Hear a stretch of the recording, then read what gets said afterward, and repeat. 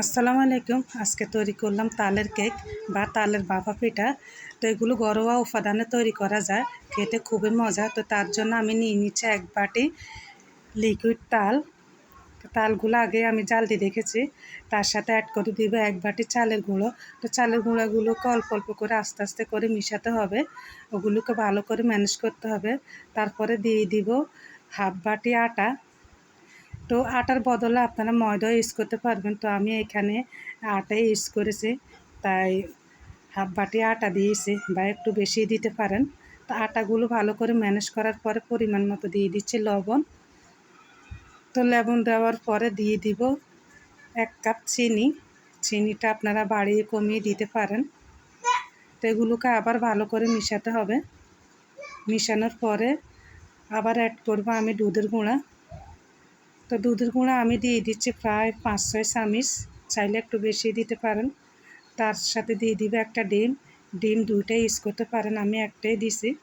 তো এগুলোকে আবার ভালো করে মিশাতে হবে। তো তার সাথে দিয়ে দিব 1 চামচ সয়াবিন তেল। তো দেখেন এগুলোকে আমি ভালো করে একসাথে করব। তারপর দিয়ে দিব 1 চামচ বেকিং পাউডার। তারপরে দিয়ে দিবে 1 চামচ বেকিং সোডা। এগুলো বেশি দেওয়া যাবে না, 1 চামচ পরিমাণ দিবেন। তো এগুলোকে ভালো করে মিশাতে হবে যাতে সবগুলো উপাদান একসাথে হয়। তারপর আমি কী করব, অন্য একটা বাটিতে ঢেলে নিব, কারণ কি নিচে দিয়ে হয়তো দলা বেঁধে থাকতে পারে। তো এগুলো ঢেলে নিলে নিচেরগুলো উপরে উঠে আসবে। তো এগুলোকে আবার ভালো করে একটু ম্যানেজ করতে হবে। তো ম্যানেজ করার পর আমি আধা ঘন্টার জন্য রেস্টে রেখে দিব।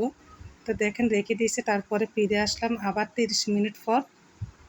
তো 30 মিনিট পর আসে দেখি এগুলো অনেকটা ফুলে গেছে। তার সাথে দিয়ে দিলাম আমি জাল দেওয়া হাফ গ্লাস লিকুইড দুধ। তার সাথে দিয়ে দিলাম কোরানো নারকেল। তো এগুলোকে আবার ভালো করে মিশাতে হবে। মিশানোর পরে এগুলো আমি রেখে দিলাম। এখন বাটির মধ্যে আমি তেল লাগিয়ে নিচ্ছি, যাতে করে কেকটা সহজে উঠানো যায়। তো তার উপরে আমি কাগজ লাগাই দিচ্ছি। এই কাগজগুলো আমি গোল করে আগে কেটে রেখেছি। তো 2টা বাটির মধ্যে আমি দিয়ে দিচ্ছি, কারণ আমি যে পরিমাণ লিকুইড তৈরি করেছি ওটা দিয়ে আমার 2টা কেক তৈরি হবে। তো বাটির মধ্যে পুরোভাবে দেওয়া যাবে না, একটু খালি রাখতে হবে, কারণ এগুলো ফুলে যাবে, ফুলে দ্বিগুণ হয়ে যাবে। সেজন্য ভরাট করা যাবে না, অল্প উনা রাখতে হবে।